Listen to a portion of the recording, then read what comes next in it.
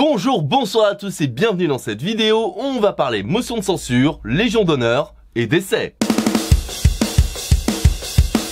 Bon bah ça y est, on s'y attendait, mais c'est officiel, la motion de censure de la NUPES a échoué. 239 députés ont voté pour la mention contre les 289 nécessaires pour l'adopter, donc bah c'est confirmé, c'est mort. Mais du coup, pourquoi c'est mort? Bon alors je suis pas un expert, mais peut-être que si les Républicains avaient voté pour, on aurait pu arriver à quelque chose. Sauf que là, aucun n'a voté pour la mention.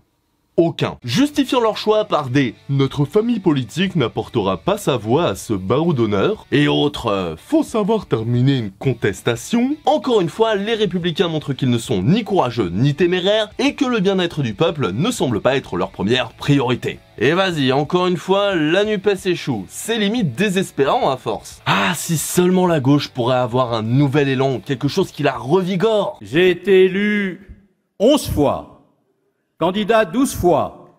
J'aimerais que ceux qui m'interrogent sur mes appétences avec la bienveillance que l'on sait, dites-leur bien une chose. C'est que quand on a été candidat 12 fois à une élection, rien dans le code électoral n'empêche qu'on le soit une 13e fois. J'ai parlé d'un nouvel élan revigorant, pas d'une momie sociale traître. Et c'est ce samedi 10 juin que l'ancien Premier ministre de François Hollande a organisé le premier meeting de son nouveau parti, la Convention. Bon déjà, paye le nom pourri, tu me diras au moins si c'est raccord avec les idées. Et les objectifs semblent assez clairs. Le retour de la social-démocratie, battre la NUPES et devenir président en 2027.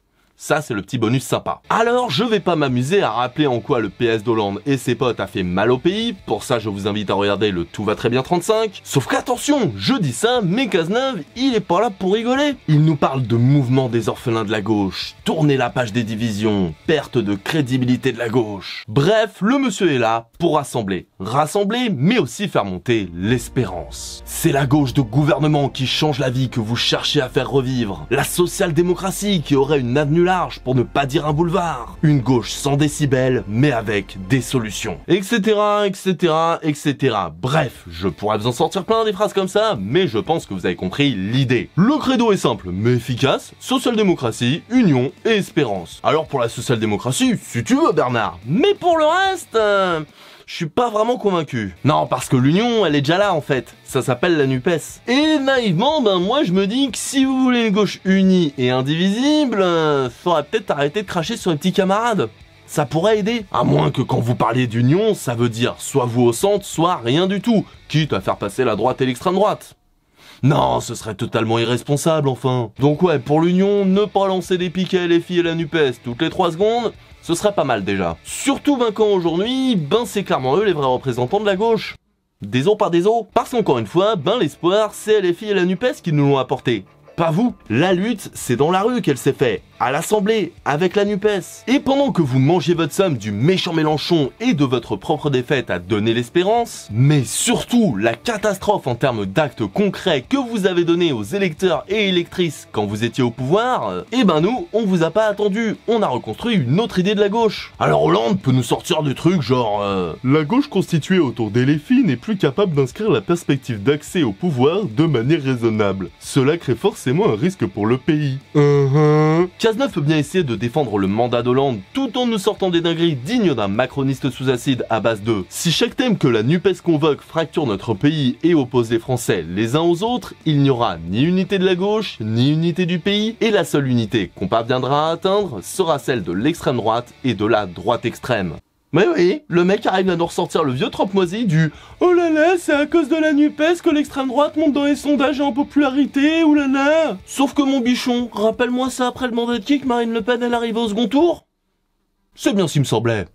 Et sinon, pendant que les éléphants essayent de détruire la gauche, la droite, elle chôme pas. On a par exemple le Sénat qui autorise l'activation à distance des téléphones portables et de leurs micros, ainsi que l'expérimentation de la reconnaissance faciale dans l'espace public. Et non, je ne parle pas d'une loi de Corée du Nord, non, je ne parle pas d'un épisode de Black Mirror, et oui, on vit dans une saucisse, mais rassurez-vous, en ce qui concerne les téléphones, c'est seulement pour certaines enquêtes, et on ne pourra utiliser la géolocalisation que pour les personnes aux infractions punies d'au moins 10 ans. Et pour la reconnaissance faciale, c'est seulement pour une durée de 3 ans à titre d'essai. Vous voyez bien qu'ils sont raisonnables, alors les manifestants, manifestantes, l'opposition, tout ça, c'est bon? Vous êtes rassurés? Et puis qu'est-ce qui pourrait mal se passer? Ah ben devant des lois aussi raisonnables, c'est sûr que ce dont on avait besoin, c'est bien des éléphants du PS.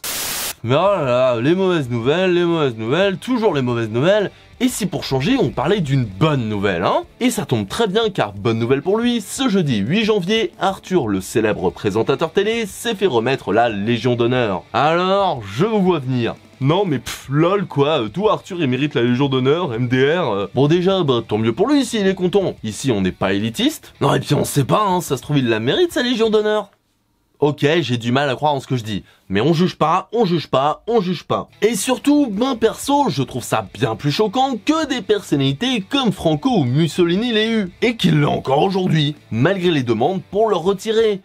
Et dites-vous qu'en plus ils sont loin d'être les seuls. Mais bref, non, ce qui me dérange le plus, ce n'est pas qui a eu la Légion d'honneur, même si oui, d'autres la méritaient sûrement plus. Non, mon problème c'est plutôt qui lui a remis. Bonjour.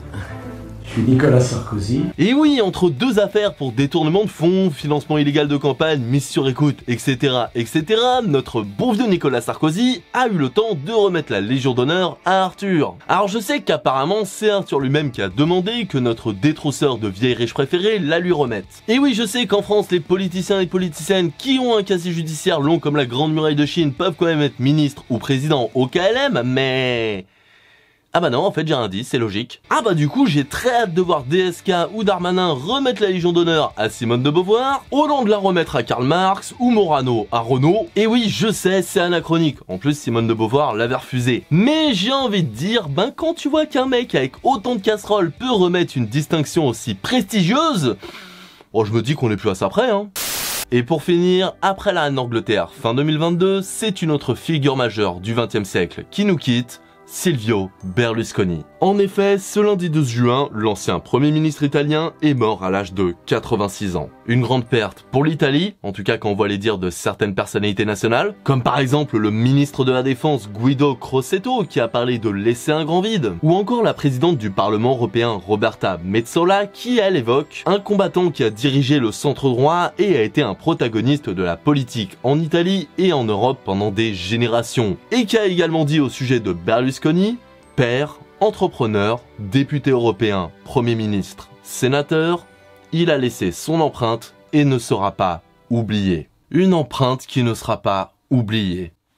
Tu m'étonnes. Non, parce que loin de moi l'idée de vouloir se réjouir de la mort de quelqu'un, respect du défunt, tout ça. Mais Berlusconi, c'est le genre de mec qui ferait passer Chirac et Sarko pour des petits joueurs à côté. Et j'ai très envie de vous faire une chanson pour vous dire toutes les dingueries qu'il a fait, sauf qu'il me faudrait un opéra de 4 heures pour être exhaustif.